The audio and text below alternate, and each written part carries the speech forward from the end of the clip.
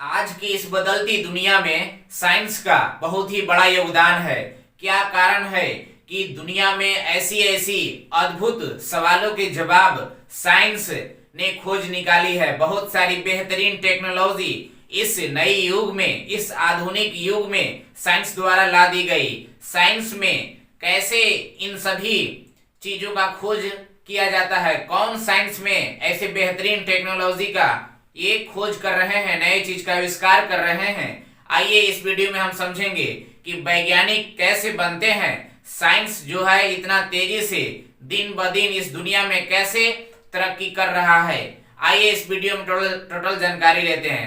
देखिए साइंस होता क्या है, जैसे कि हम पहले से ही जानते हैं साइंस का डिफिनेशन ऑफ साइंस कि प्रयोग। साइंस जो है वह प्रयोग, निरीक्षण एवं निष्कर्ष पर आधारित सुसंगठित एवं विशेष ज्ञान को विज्ञान कहेंगे। हम साइंस कहते हैं, यानी साइंस जो होता है वह प्रयोग करके दिखाता है, प्रूफ करता है, सुसंगठित उसके बारे में पूरा विश्लेषण करता है, उसके बारे में ऐसी चीज जो दुनिया में पहले से कोई चीज उसके बारे में सर्च न की गई हो, नई चीज को रूबरू कराती है, इस पूरी दुनिया के बारे में इंट्रोड्यूस कराती है, नई चीजों को लाती है, आकलन करती है, उसके बारे में विश्लेषण करती है, यानी कि एनालिसिस करती है, उसको हम कहेंगे साइंस कहेंगे। और साइंस के ये बेहतरीन कौन से ऐसे वर्कर होते हैं जो साइंस को इतना बढ़ावा दे रहे हैं, तो वह करते हैं हमारे वैज्ञानिक, यानी कि scientist.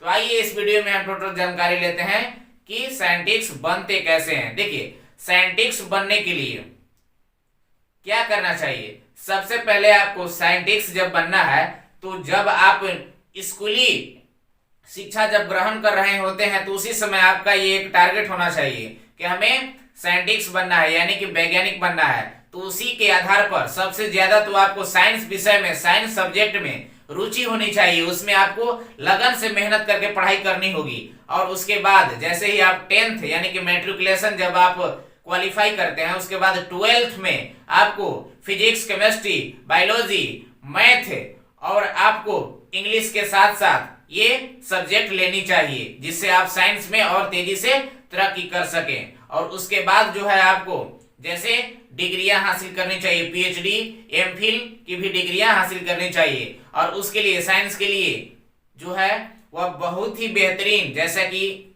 DRDO, defence research development of organisation, इसमें आपको नियुक्ति होनी रहेगी, यानी कि एडमिट होना पड़ेगा। यानी कि साइंटिस्ट बनने के लिए बहुत ही मशक्कत करनी पड़ती है। आपको प्रायोगिक सबसे ज्यादा जो है, प्रैक्टिकली सबसे ज्यादा मेहनत, मशक्कत कड़ी करनी पड़ती है। तो देखिए वैज्ञानिक जो होते हैं वह किस तरह से आकलन करते हैं, क्या करते हैं कि वे वैज्ञानिक कहलाते हैं, यानी कि वह साइंटिस्ट कहलाते हैं। तो वैज्ञानिकों ने बहुत सारे अचंभित सवालों के जवाब दे दिए जो बहुत ही उलझे हुए थे। विगत कई वर्षों से, करोड़ों वर्षों से यह बहुत सारे ऐसे सवाल थे जो जिसका कोई भी नहीं सॉल्यूशन निकाला था। जैसे कि अंडा पहले आया कि मुर्गी आया, इसका भी सवाल का जवाब दे दिया। सेब जब पेड़ से गिरता है तो वह पृथ्वी के, यानी कि पृथ्वी पर ही क्यों गिरती है, नीचे ही क्यों गिरती है, ऊपर क्यों नहीं गिरती है। पृथ्वी जो है वह एक ग्रह है, पृथ्वी जो है वह एक ग्रह है, पृथ्वी जो एक ग्रह है।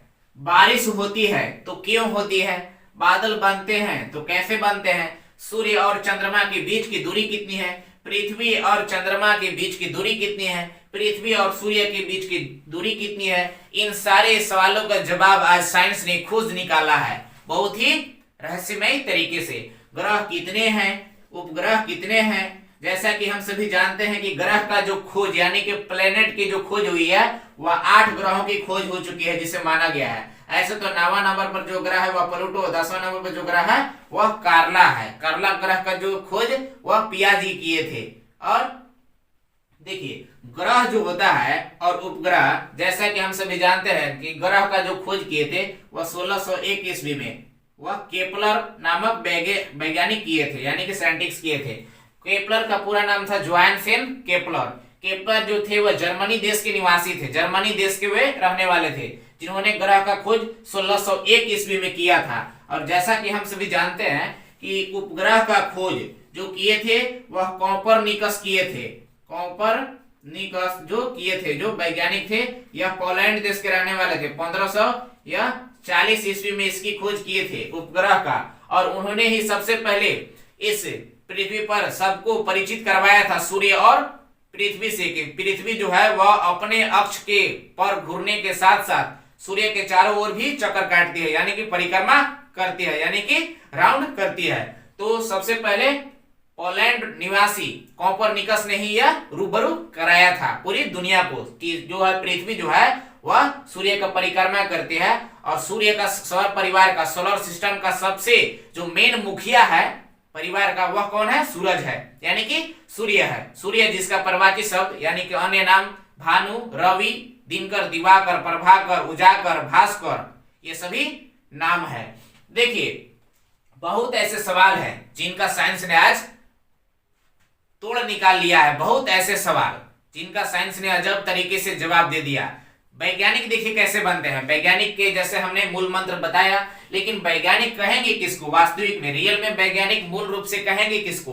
कौन होता है जो वैज्ञानिक होता है? तो देखिए खोज करता है, यानी कि डिस्कवरी करता है, सर्च करता है ऐसी चीज के बारे में जिसे दुनिया को कोई भी नए चीज के बारे में वह बताता है, उसके बारे में उससे पहले कोई भी ना बताया हो, उसके बारे में आकलन करता है, नई चीजों का वह विस्तार पूर्वक से आकलन करता है, खोज करता है, डिस्कवरी करता है, प्रश्न पूछता है, सवाल पूछने वाला को कहते हैं वैज्ञानिक। सोचता है, ऐसा वह काल्पनिक सोच रखता है, ऐसा वह पॉजिटिव माइंडसेट, ऐसा जो रखता है माइंडसेट, वह बहुत ही उसका भावनात्मक होता है, उसका सोचने का नजरिया। अवलोकन करता है, उसके बारे में रिसर्च करता है, यानी अनुमान लगाता है, अनोखी बातों को, रहस्यमयी बातों को, अमेजिंग फैक्ट को वह बताता है, अनुमान लगाता है, यानी कि एनालिसिस करता है, परीक्षण करता है, प्रायोगिक प्रैक्टिकली उसके वह बताता है कि जैसे पानी बना हाइड्रोजन और ऑक्सीजन के यह मिलने से, यह पानी का भी बता दिया कि पानी का जो सूत्र होता है H2O होता है,